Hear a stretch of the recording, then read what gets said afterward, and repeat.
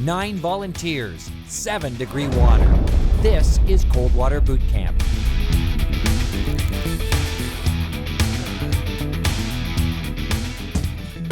Nine hardy volunteers have been selected from across the country to be subjected to icy cold water and teach them how to survive an accidental cold water immersion. The instructor for boot camp is Dr. Gordon Giesbrecht, professor of thermophysiology at the University of Manitoba. Good morning. Welcome to Cold Water Boot Camp. The best way to find out about cold water immersion is to get right in. So we're going to give you your gear. I want you to go get changed, and you're all going to go for a swim.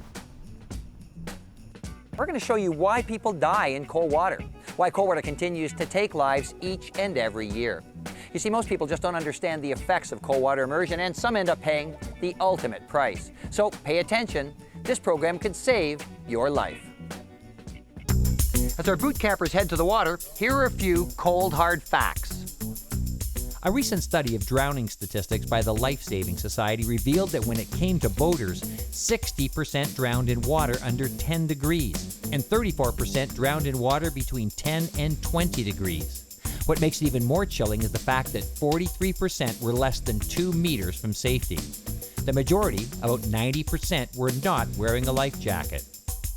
A study by the Canadian Safe Boating Council found that some people say they don't wear life jackets because they're close to shore, or that they feel they can put it on in the water if they need it. And most, well, they said they didn't need it because they could swim. Well, as our boot campers are about to find out, in this 6-degree water, none of those reasons are valid.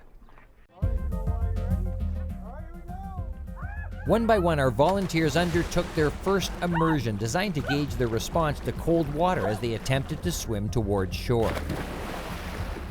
Most experienced the typical gasp response and had to work at controlling their breathing. But eventually, cold, tired muscles made swimming difficult, and the rescue swimmers moved in to take them back to shore, where specially equipped emergency tents were waiting. The folks who failed quickly were very interesting because they would have drowned if they didn't have somebody to rescue them.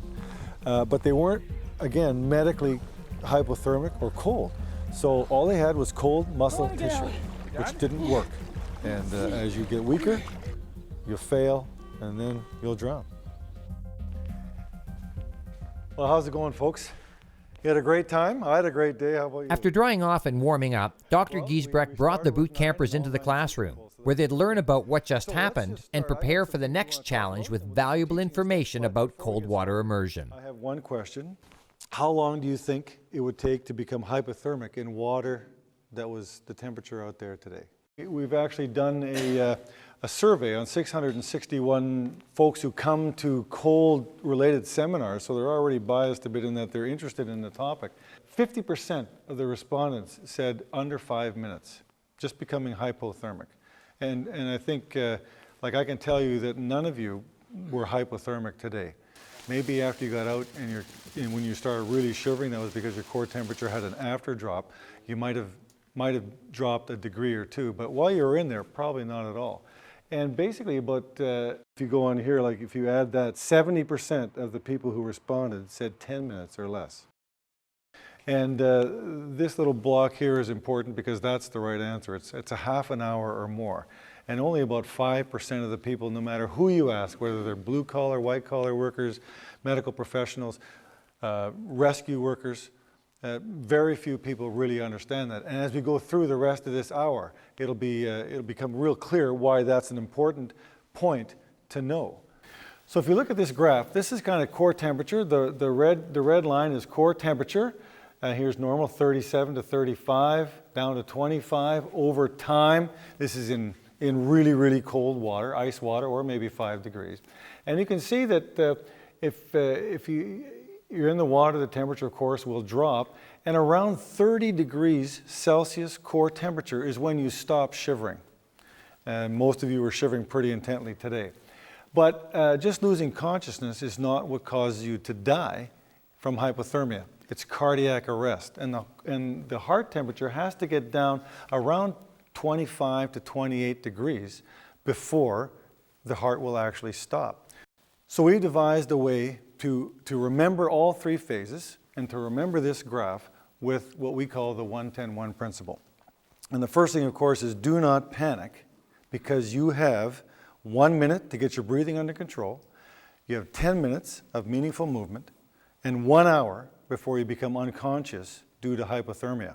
Now, this is in ice water, so if it's 5 degrees like you're in today, these numbers will be a little bit longer. But the point is, you actually can survive a long time in cold water if you had a PFD on. So, the 1-10-1 principle, the first part of that is you have 1 minute to get your breathing under control. So regarding the cold shock responses, consider these following things. First of all, do not panic. And the other thing is focus on surviving the first minute by getting control of your breathing. So the second effect, cold incapacitation. It's just muscle and nerve cells, as they get colder, they work less and less. And once that happens, you need to prepare for the eventuality that you will not be able to do anything for yourself. So how can you minimize cold incapacitation? Obviously, don't fall in the water. Get out of the water as quickly as you can if you are in there. If you can't, then you want to get as much of your body out of the water as possible, like holding on to an overturned boat or sitting in an upright boat that even if it's underwater, it can still keep much of your body out of the water if you're sitting on there. Maybe you would want to attach yourself to something that is floating, whatever, because as you get colder, you will get weaker, and eventually you won't be able to do anything. Now, if you survive the immediate short-term and mid-term phases, cold shock response, cold incapacitation, and you've not been rescued, but you're able to keep your head above water, you have a life jacket on, then you'll enter the third phase, which is hypothermia. And again, we said that takes at least 30 minutes to maybe an hour. Even in cold, ice cold water.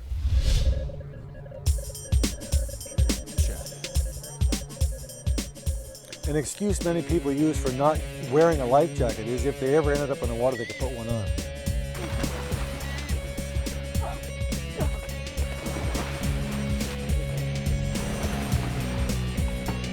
So we had all of our campers try that. And although they all did get it on, it was difficult for all of them. Today we had our campers do several tests. Some of them are speed of movement tests, strength tests, reboarding a boat, and working a radio. And they all did it fairly well at the beginning, and then we did it again 20 and some of them 40 minutes later. And they were all pretty well able to do it, but they all commented, and you could see very obviously that it was belabored movement, it was slower, and they just had a difficult time. And indeed, a couple of the campers were not able to get into the boat. Two of our volunteers, Eric and Antoine, remained in the cold water to experience mild hypothermia. And after about an hour, the signs were clear and rescue teams swung into action. Eric had spent almost 1 hour in the water, and when he was finally returned to the dock, the temperature telemetry pill that Eric swallowed before his immersion showed a core temperature drop of just over 1 degree Celsius. Eric was packed and taken to the rewarming tent to join his hypothermic partner, Antoine. After 53 minutes in the water, Antoine's slimmer body mass experienced a greater drop of about 2.5 degrees Celsius during his swim.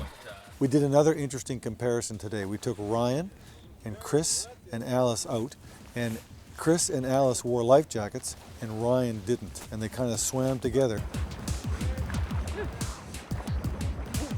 Ryan started off stronger than his first swim, with Alice and Chris in their life jackets following closely behind. But after a short time, it became obvious that Ryan was weakening rapidly, and he was rescued from the 6-degree water. Alice was still floating, but unable to go any further and gladly returned to the boats. However, the point was made that with flotation, she would have been able to survive much longer through to unconsciousness from hypothermia and eventual rescue. In contrast to his first 2.5-minute swim, Chris was able to control his breathing and swim confidently towards shore, covering quite a distance in the 23 minutes before being brought aboard. I think Cold Water Boot Camp has really demonstrated the 3 phases of cold water immersion. We saw lots of the cold shock, we saw lots of cold incapacitation, and we had 2 people go to hypothermia. And it took a long time to get them hypothermic.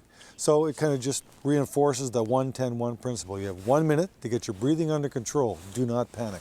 You have 10 minutes or maybe 20 in this kind of water of meaningful movement. And then you have an hour, or in this case, maybe 2 hours before you become unconscious due to hypothermia. And of course, you only get to that point if you have a life jacket on. If you don't have flotation, then you will definitely die in the first 2 phases.